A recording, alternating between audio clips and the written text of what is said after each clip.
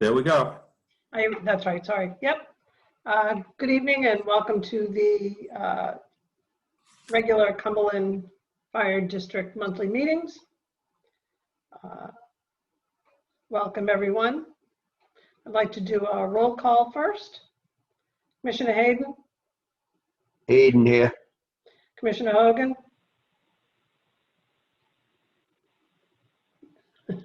Yeah, just wave. You're here. Commissioner Kutsiani, Present. Commissioner Pacone, Here. Commissioner Jones, Yeah. Commissioner Santoro. Present. All right, we're going to stand and salute the flag, but I would like to call for a moment of silence prior to that. And I would like to ask us to remember Commissioner Santoro's father and his family. So if we could take a moment of silence now.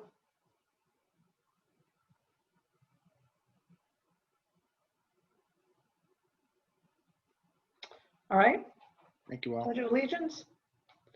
I pledge allegiance to the flag of the United States of America and to the republic for which it stands, one nation, under God, indivisible, with liberty and justice for all. Thank you. Thank you, Madam Chair, for that. Oh, you're welcome, Commissioner Santoro. I'm very sorry about the loss. All right, general announcements. I wanted to alert you all that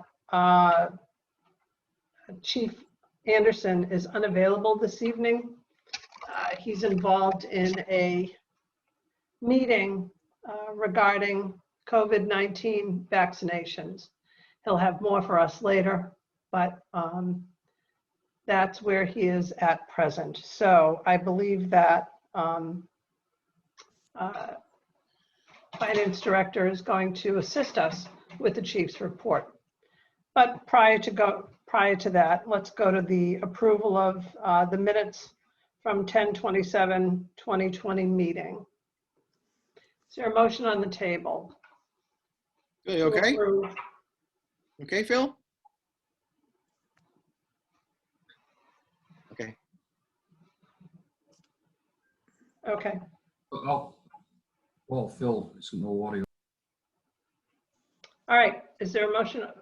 Is there a motion on the table to accept the minutes from approve the minutes from 10/27 meeting? Motion to accept. Motion by Commissioner Hogan. Is there a second? Second. I'll second. Second by Commissioner Kutsiani. Is there any discussion? None? Hearing none, let's go to a vote. All of those who are in favor of approving the minutes from 10/27 meeting, say aye. Aye. Aye. Aye. Oppose? Passes.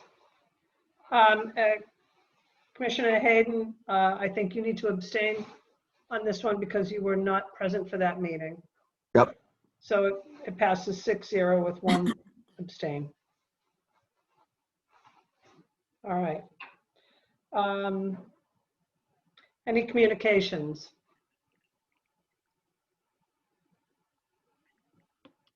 Okay, let's go right to new business. Discussion, consideration, and possible vote to approve the chief's report from October 2020. I know we have it in our pocket. Steve, did he instruct you to say anything specific? Like, Well, what I did discuss with the chief today was a couple items that I wanted to bring to your attention, kind of related to the finance report as well, and he hasn't mentioned in the chief's report. So I can expand on those items if that's okay. absolutely. On the chief's report, I don't know if you want me to read what he had, but he mentions the department vehicle fleet took additional hits this past month. Engine 5 and Ladder 1 both had major expenses. Engine 5 has approximately 100,000 miles on the engine with over 10,000 work hours. A head gasket and an engine overhaul are currently being performed at S&D Road Service.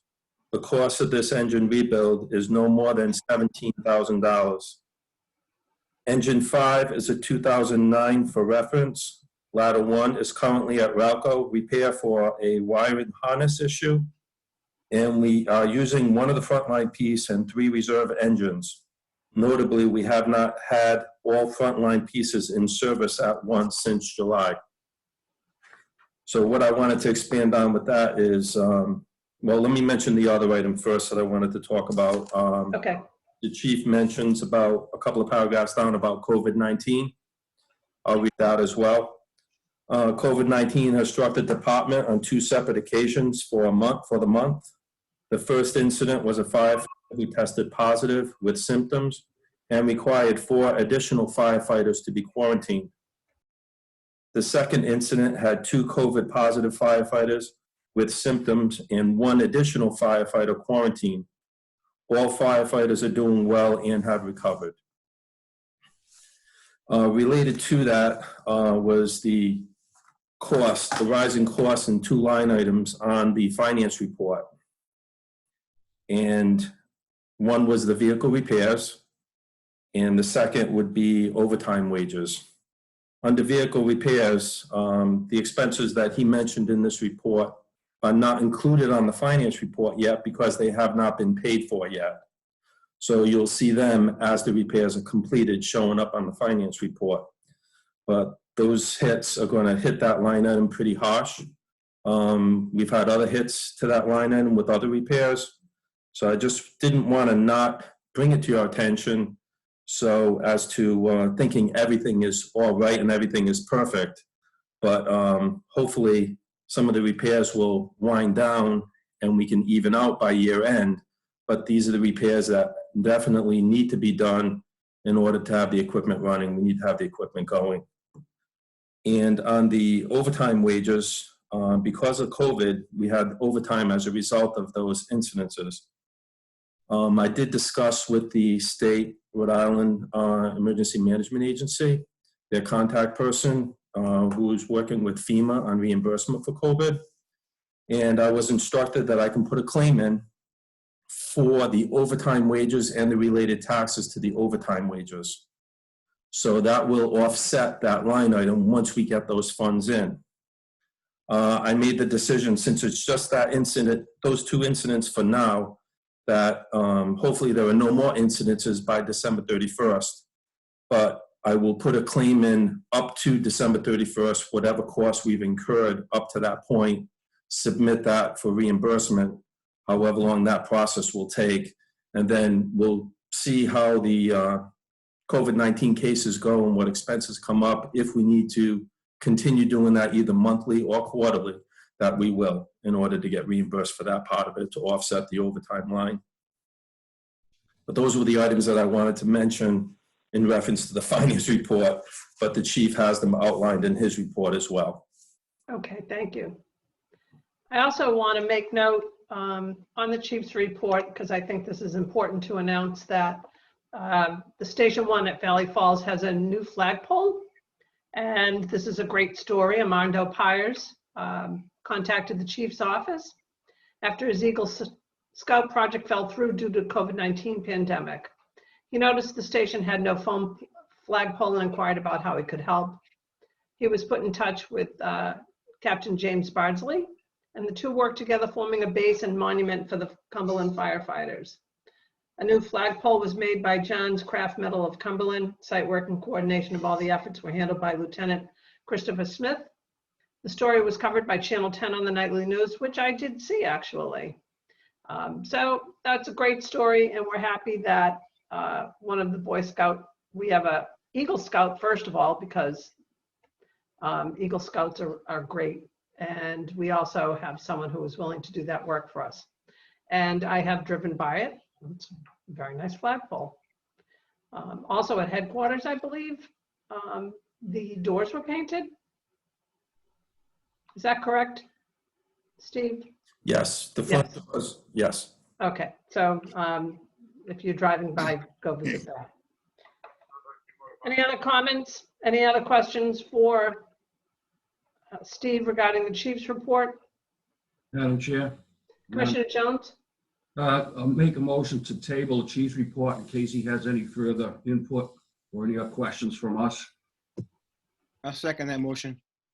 Okay, there's a motion on the table to table the vote for the chief's report by Commissioner Jones, seconded by Commissioner Santoro. Any discussion on that? Any questions, discussion? Hearing none, let's go to a vote. All in favor of tabling the chief's report from October 2020 until the next meeting, say aye. Aye. Aye. Oppose? Okay, passes 7-0. Thank you. Next on the agenda is discussion, consideration, and possible vote to approve the finance director's report from October 2020. Steve? Hello again, everybody. The items I wanted to expand on, I already discussed. I hope that helps clarify some of it. Some of those numbers are not reflected in these yet because those expenditures, especially the truck repairs, will show up after this report because this was as of October 31st. And the overtime will be showing up more in the month of November. So I wanted to make sure that's clear, but I just wanted to give you a heads up.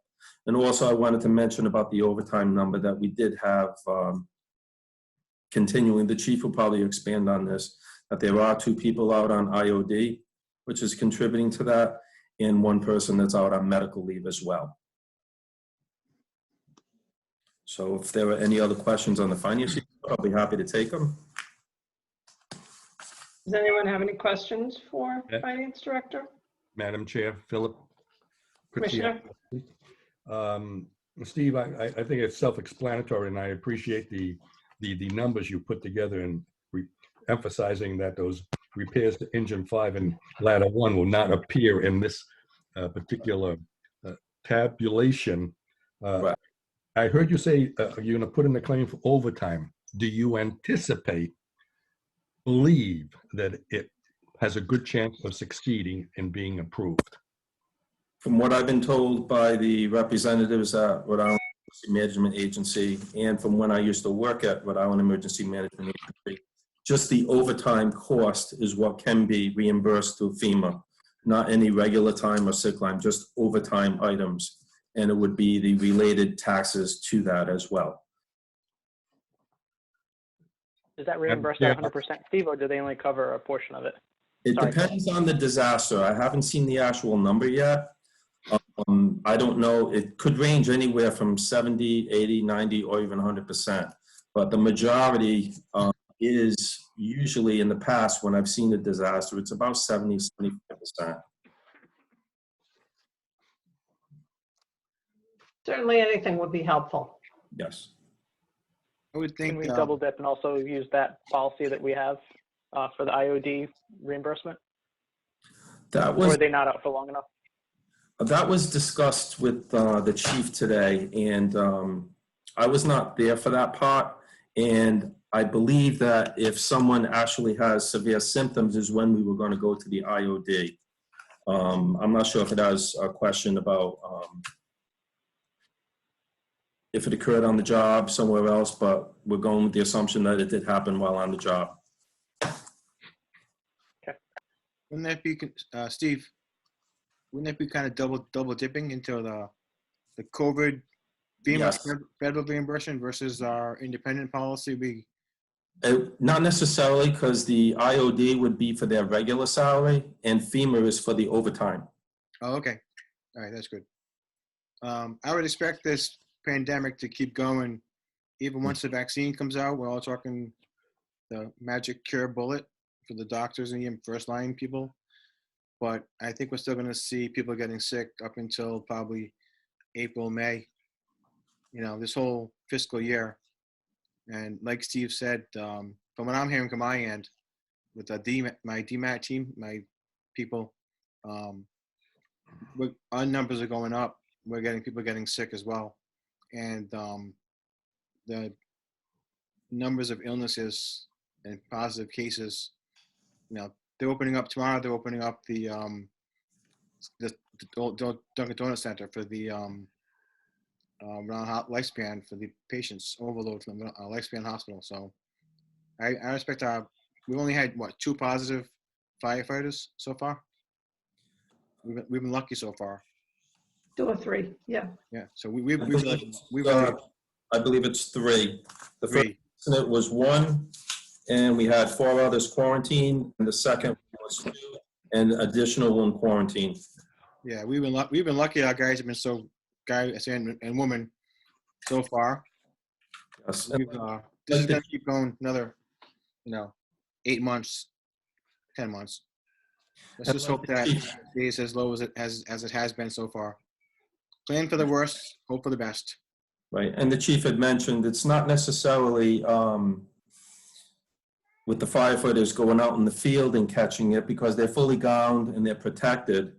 Mhm. But it's when they come back and Exactly. that is when it could happen. Yep. Any of the gear. Proximity. They also, the Department of Health also instituted all the firefighters getting tested in the stations every 2 weeks now.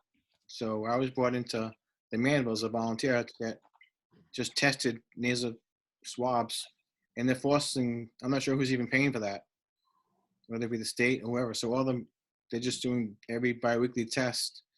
So that costs. I'm not sure, Steve, if you know who's paying for that testing of all of our 50-something employees we have as firefighters. I don't have that answer for you right now. So I would expect out of 52, 53 firefighters, there's going to probably be 1 or 2 are going to pop up as a positive out of that. And to try and challenge where they got it on the job or at home, it's not even worth the battle. I would just assume that anyone turns up positive is not on the job. Correct. That's the way the chief has been rolling on that one. And also, It's not on the job. I wanted to mention that the incident, where the incidents took place, both stations went through a thorough cleaning at the chief's direction. I hope the state covers that too. Well, the supplies we bought, we can try to reimburse for that as well, yes. Charge them all, Steve. Charge them all. I'll get what we can. She's got $10 billion she's sitting on. Why doesn't she start using it? Anyways, the trucks, I think the chief and I spoke about he's forming a committee, I believe. Madam Chair, you may know more about this. A truck,